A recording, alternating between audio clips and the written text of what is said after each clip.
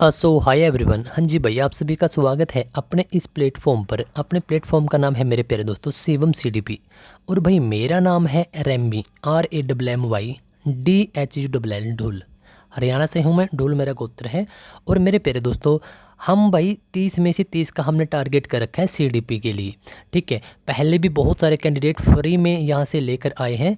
कोई कोर्स खरीदने की कुछ ज़रूरत नहीं है, कुछ भी कोई किताब कोई कोर्स 2 4 5 10 हज़ार रुपये देखो लगाने की ज़रूरत है नहीं है। आपका सी टेट है, एच टेट है, बिहार टेट है, रीट है, यूपी टेट है, एमपी टेट, मतलब जो भी टेट है सीडीपी भाई कॉमन ही होती है। 30 में से 30 बिल्कुल फ्री में लेकर आएंगे। प्लेलिस्ट भी है, वीडियो भी है, आप देख लीजिएगा सारी की सारी चीज़ें। नंबर एक बात। नंबर दूसरा कि भाई आज हम बेंजामिन ब्लूम को देखेंगे। देखो आपको ट्रिक की मदद से करवाता हूँ, फैक्ट करवाता हूँ। 10 15 मिनट के वीडियो होते हैं, 10 क्वेश्चन भी करवा देता हूँ। तो आज हम देखेंगे बेंजामिन ब्लूम। इसमें एक वर्ड पकड़ लो, बलून। और बलून आपको लगेगा बलून जैसा। बलून क्या होता है? गुब्बारा। और गुब्बारे क्या होते हैं भाई? हवा में आप कितनी भी ऊपर उसको उड़ा सकते हो और उसकी कोई हद ही नहीं है। तो आपको नहीं लगता कि भाई दुनिया में अमेरिका, यूएस, यूनाइटेड स्टेट आपका क्या है, इतनी हवा में है, मतलब कि इतने ऊपर जा चुका है जिसकी कोई हद नहीं है। ठीक है, जीडीपी के मामले में बात कर ले, किसी भी प्रकार से कंपैरिजन नहीं कर रहा मैं अपने भारत के साथ। अपना भारत तो भाई सबसे अलग देश है। लेकिन यहाँ पर हम ट्रिक करेंगे। बलून बलून बलून वो हवा में उड़ते हैं सबसे ऊपर, और अमेरिका सबसे ऊपर होता है। ठीक है, ठीक है साहब। यहाँ पर एक डेट है कि भाई अमेरिका के मनोवैज्ञानिक थे बेंजामिन ब्लूम। उसने 1956 में शैक्षिक यानी कि आपके एकेडमिक उद्देश्य उनको पूरा करने के लिए, व्यवस्थित करने के लिए एक ढांचा दिया था जिसको हम ब्लूम टैक्सोनॉमी बोलते हैं। डेट थी 1956। इसको हम ट्रिक की मदद से नहीं करेंगे क्योंकि फिर आप कंफ्यूज हो जाओगे। बस ब्लूम बलून याद आना चाहिए। ब्लूम की बजाय आपको बलून, बलून हवा में उड़ते हैं, अमेरिका से थे बस। ठीक है, इसने एक फॉर्मूला दिया था 3H। अब देखो ये एक व्यक्ति है भाई। ठीक है, ऊपर क्या है इसका? हेड। तो पहला एच का मतलब है हेड। फिर यहाँ पर क्या है साहब आपका? इसका हार्ट। दूसरा ये हो गया हार्ट। तीसरा है अब इसके हैंड। ठीक है, मान के चलो आप कोई भी काम करोगे तो आप जैसे कि अब आप सीडीपी पढ़ने के लिए आए हो, तो सबसे पहले तो आपके दिमाग में आया होगा कि भाई सीडीपी पढ़ना है क्योंकि 30 में से 30 नंबर यहाँ से लेके आने। फिर आपने सर्च किया होगा, फिर एक दो वीडियो मेरी सामने आ गई सीएम सीडीपी की। आपको लगा, आपके दिमाग में कुछ सोचा कि यार ये सही सर सही पढ़ाते हैं भाई, बिल्कुल। फिर आपके हार्ट में, मतलब है आपका इमोशनली भी कुछ ना कुछ आप कनेक्टेड होते ही होगे भाई। मेरे साथ बहुत सारे बच्चे कनेक्टेड हो जाते हैं क्योंकि हमारा ऑलमोस्ट हमारा सेम बैकग्राउंड है। आप भी उसी एग्ज़ाम की प्रिपरेशन कर रहे हो, मैं उसी एग्ज़ाम की प्रिपरेशन करके आपको करवा रहा हूँ। बस हम मतलब एक ही जैसे बैकग्राउंड से हम। और भाई तीसरा एच मतलब कि अब आपको नोट्स बनाने हैं, तो 3H आपको हमेशा ध्यान रख लेने हैं। ठीक है, किसके थे? बेंजामिन ब्लूम के, ब्लूम टैक्सोनॉमी 1956 में। ओके साहब, देखो आपका जो पहला एच है संज्ञान, आपके दिमाग से जुड़ा हुआ, मानसिक अक्षमताओं और ज्ञान से संबंधित। दूसरा आपका देखो भावना। भावना कहाँ पर होगी? आपके हार्ट में। तो भावना, दृष्टिकोण और मूल्य से संबंधित। तीसरा क्रियात्मक, मतलब कार्य करने के लिए आपका शारीरिक कौशल, साइकोमोटर इसको बोल देते हैं। बस ये बात आप ये बात ध्यान रखिएगा, अफेक्टिव डोमेन। ठीक है, तो 3H है, हमने देख लिया काफ़ी अच्छे से। अब आगे आ जाओ।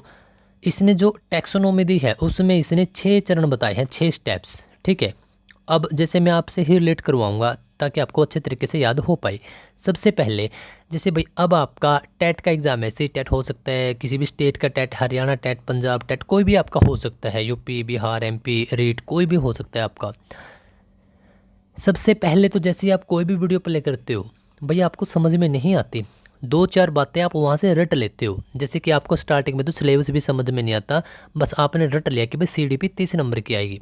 तो स्टार्टिंग में जो आपको नॉलेज मिलती है हम उसको रटते हैं। ठीक है, बात आप ये ध्यान रखोगे।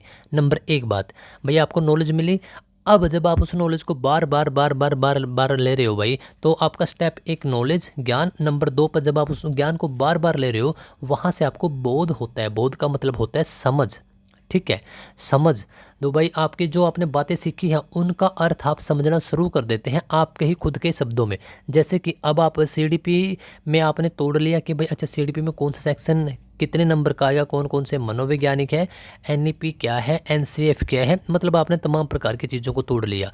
ठीक है साहब, मतलब अब आप थोड़ा सा आगे बढ़ गए। ये था आपका लेवल 2।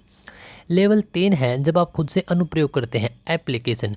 जैसे कि अब आप एग्ज़ाम में जाकर इनको लिखोगे, मतलब आप गोले फिल करोगे भाई, आप वो कर रहे हो ना, तो आप अब आपके सामने एक नई स्थिति से परिस्थिति आपके सामने होगी कि मैंने जो कुछ सीखा था अब उसको आपने प्रयोग कर लिया। ठीक है साहब, 3 चीज़ें होगी। अब है आगे आपका विश्लेषण। जैसे आप एग्ज़ाम देकर आते हो, आप खुद का एनालाइज करते हो कि भाई मैंने कितने ठीक किया कितने गलत किया। मतलब देखो, आप पहले पूरा एग्ज़ाम दे के आए, फिर आपने क्या किया साहब, समस्या को आपने छोटे छोटे टुकड़ों में तोड़ा। भाई सीडीपी का पोर्शन अलग कर दिया, आपका यदि एसएसटी सब्जेक्ट है तो उसको आपने अलग कर दिया। आपने क्या किया, आपने हर एक सब्जेक्ट को अलग अलग तोड़ लिया। अब आगे आ जाओ, बस देखो एनालिसिस, ठीक है, और सब आपका यहाँ पर क्या है, सेनाथिसिस। यहाँ पर आपका विश्लेषण, यहाँ पे संश्लेषण। इंग्लिश में ए से स्टार्ट है तो पहले आएगा, ये आपका सेनाथिसिस आपका एस से स्टार्ट है बाद में। इसमें छोटे छोटे टुकड़े या विचारों को जोड़कर एक नया रूप बनाया जाता है। मतलब ये इसके ठीक उल्टा है, विश्लेषण संश्लेषण, बस ये बात आप ध्यान रखिएगा। और लास्ट में साहब आपका मूल्यांकन, एवोल्यूशन। ये भाई आपने किसी निर्णय विचार या कार्य की शुद्धता और मूल्यांकनों की जांच करना। मतलब कि आपने कितना सही सीखा कितना गलत सीखा, क्या कुछ आपने सीखा, ये होता है आपका मूल्यांकन। मूल्यांकन को आप याद कैसे रखोगे कि लास्ट में, अब आप किसी भी दुकान पर चले जाओ, आपने वहाँ पर बहुत सारी चीज़ें देखी, तो जब आपको जो भी चीज़ फाइनल होगी आप उसका मूल्य तो आप लास्ट में ही दोगे ना, सबसे सामान ले लोगे, मूल्य आप लास्ट में देते हो। ठीक है, तो मूल्यांकन, ठीक है, मोटा मोटा आई थिंक याद होगी। बलून से बलून, बलून हवा में है तो हवा में अमेरिका है, 1956 की बात है। 3H हमने देख लिया, 6 इसके स्टेप है। नंबर 1 पे था नॉलेज, मतलब ज्ञान लेना, फिर वो ज्ञान बार बार ले रहे तो अंडरस्टैंडिंग बद गई भाई आपका बोध। ठीक है, ले लिया साहब। अब आपने सीडीपी सीख लिया, अब आप पेपर में गए, मतलब कि आपने प्रैक्टिकल किया। नंबर 3 था साहब आपका प्रैक्टिकल, मतलब कि आपका अप्लाई किया, एप्लीकेशन, अनुप्रयोग बोलते हैं। फिर आपने विश्लेषण किया, फिर आपने संश्लेषण किया और लास्ट में आपने मूल्यांकन। ठीक है, अब इसके अंदर 2001 में ब्लूम के शिष्य थे एंडरसन और आपका क्रेथवोल, इसने 2001 में, ठीक है, इसके अंदर कुछ चेंजेस किए हैं।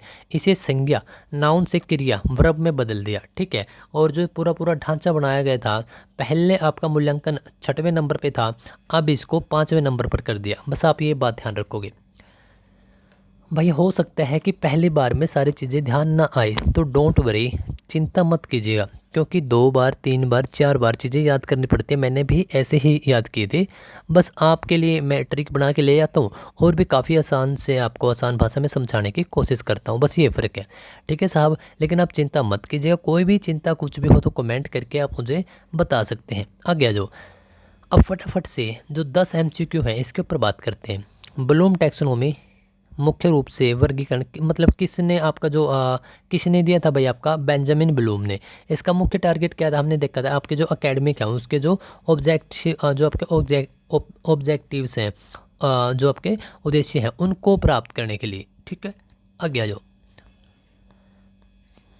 भाई, 3H है। ठीक है, कौन कौन से थे साहब, आपका देखते संज्ञान, दिमाग के लेवल का, भाव आपके हार्ट के लेवल का, और आपका मनोगत्यात्मक, साइको। यहाँ पर इंग्लिश में नाम ध्यान रखिए, क्योंकि हिंदी में इनके बहुत सारे समानार्थी होते हैं, अलग अलग आ जाते हैं। Cognitive, affective, psychomotor. ठीक है, मोटर ध्यान रख लीजिएगा आप, आपको याद हो जाएगा भाई। ग्रोस मोटर, फाइन मोटर अगर आपने पढ़ा हो तो वहाँ से याद हो जाएगा। ब्लूम के संज्ञानात्मक पक्ष, मतलब कि पहले एच की बात कर रहा है, उसका सबसे जो निचला हिस्सा है, पहला चरण कौन सा होगा, बताओ भाई, बताइए साहब कि उसका सबसे पहले। अब आप दिमागी लेवल पर कोई भी चीज़ है, क्या पहले आप प्रयोग कर दोगे या उसका एनालिसिस कर लोगे या फिर आपको समझ में आ जाएगी। पहले तो आप ज्ञान ही लोगे जस्ट, ठीक है, फिर ही आप आराम आराम से उसको समझना शुरू करोगे। तो पहला तो ये था, जब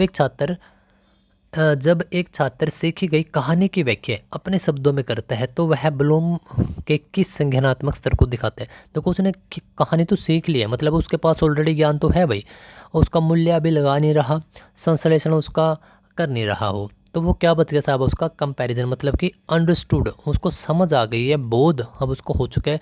मान के चलो कि भाई अब मैंने जब सीडीपी पढ़ी तब मैंने ज्ञान लिया, अब मुझे सीडीपी आती है तो मैं काफ़ी अच्छे तरीके से अपने ही शब्दों में इसको मैं खुद से पीपीटी तैयार करता हूँ, खुद से पढ़ाता हूँ।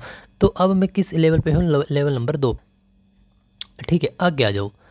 अगला है कि गणित के किसी सीखे गए सूत्र का उपयोग करके छात्र परीक्षा में एक नए प्रश्न को हल करता है। एक नए प्रश्न को हल कर लिया भाई, ठीक है, तो उसने क्या किया साहब, देखो परीक्षा की बात हो रही है, उसने एक और नए प्रश्न, मतलब कि भाई प्रैक्टिकल कर रहा है वो एप्लीकेशन। ठीक है, तो आपका ऑप्शन भी बिल्कुल ठीक हो जाएगा। आगे आ जाओ कि भाई किसी ऐतिहासिक घटना के विभिन्न कारणों को अलग अलग टुकड़ों में तोड़कर उनके बीच संबंध को, देखो पहले कोई समस्या थी, अब इसको क्या किया, अलग अलग टुकड़ों में तोड़ दिया। ठीक है, तो भाई अब जब बड़ी चीज़ को छोटे छोटे टुकड़ों में तोड़ दिया तो उसको हम ए के साथ जाएंगे। ठीक है, अगर छोटे छोटे चीज़ से हम बड़ा टुकड़े को सोल्व कर रहे हैं तो हम एस के साथ जाएंगे। ये मैंने आपको ट्रिक में ऊपर करवाया है, एनालिसिस, ठीक है, सिंथेसिस। अलग अलग बिखरे हुए विचार, देखो सूचना तत्व मतलब छोटी छोटी चीज़ों से हमने कोई बड़ी चीज़ बना दी, तो भाई आपका ऑप्शन ए के साथ अब चले जाओगे, ऑप्शन ए संश्लेषण। 2001 में टैक्सोनॉमी के अनुसार संज्ञानात्मक विकास के सबसे ऊंचे स्थान पर किसे रखा गया, तो बताओ।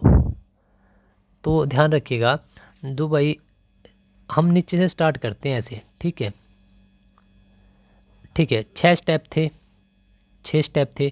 जो स्टेप नंबर 1 था ज्ञान, पहले ज्ञान ले लिया, फिर उसका बोध अंडरस्टैंड कर लिया, फिर उसको प्रैक्टिकल कर लिया। अब पेपर देख रहा है, अब आपने छोटे छोटे टुकड़ों में समस्या को तोड़ा, अब छोटे छोटे टुकड़ों से पूरी समस्या को सोल्व आउट कर लिया और लास्ट में था मूल्यांकन। अब इस मूल्यांकन को नंबर 5 पर भेज दिया गया और नंबर 6 पे क्या बना दिया कि भाई हमने यहाँ से कुछ चीज़ क्रिएट कर ली, तो क्रिएटिंग। ऑप्शन बी आपका बिल्कुल ठीक है। ठीक है साहब, आगे आ जाओ। ये बताओ कि छात्र के व्यवहार का भावुकता, दृष्टिकोण, रुचि और मूल्यों से जुड़ा हुआ हिस्सा बलूम के किस पक्ष के अंतर्गत आता है। देखो भावुकता, आप इमोशनली हो जाते हो ना। ठीक है, आपकी रुचि आप दिमाग पे के हिसाब से नहीं सोचते, आप दिल के हिसाब से, आप जब आपके इंटरेस्ट पैदा होते हैं तो आपका भावात्मक पक्ष, मतलब कि आपका ऑप्शन बी आप चले जाओगे इसके साथ। किसी छात्र के द्वारा प्रयोगशाला में, मतलब प्रैक्टिकल चीज़ें की बात कर रहे हैं, विज्ञान का प्रयोगशाला में अपने हाथों से करना या नृत्य करना, तो बताओ भाई। देखो हाथों का प्रयोग कर रहा है तो भाई आपका साइको मोटर डोमेन आ जाएगा, इसमें कुछ ज़्यादा सोचने की बात है ही नहीं थी। मेरा एक ही मोटिव है मेरे प्यारे दोस्त कि भाई मैं 10 से 15 मिनट का एक लेक्चर लूँ, उसके अंदर एक टॉपिक काफ़ी अच्छे तरीके से एक्सप्लेन कर दूँ आपको 10 क्वेश्चन, ताकि आपको लगे कि हाँ मुझे कुछ तो पता चला ही है भाई आज। ठीक है, ज़्यादा लंबे लेक्चर प्रोवाइड हाल फिलहाल मैंने नहीं किए। हाँ मैं आपकी मैराथन लूँगा भाई, 2 3 4 5 घंटे की हो सकती है, लेकिन उसमें आपकी पूरी पूरी CDP करवा दूँगा। लेकिन मैं हाल फिलहाल आपके सारे के सारे छोटे छोटे टुकड़े करवा रहा हूँ। वीडियो बहुत ज़्यादा पसंद करी जा रही है आप लोगों के द्वारा।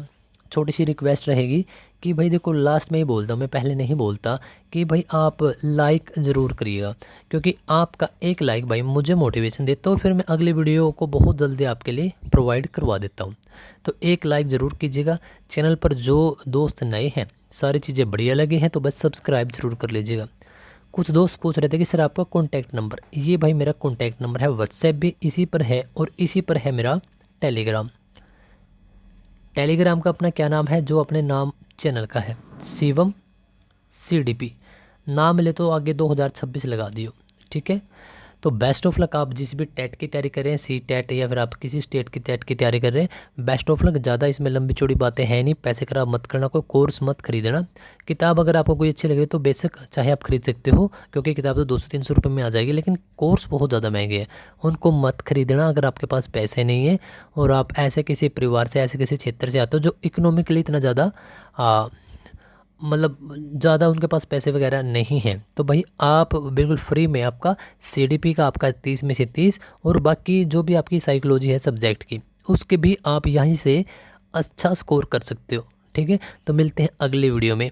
एक कमेंट करके आप मुझे बताइएगा कि आपको वीडियो कैसी लग रही है, स्पेशल आज आपको यही कमेंट करना है। ठीक है, मिलते हैं अगली वीडियो में।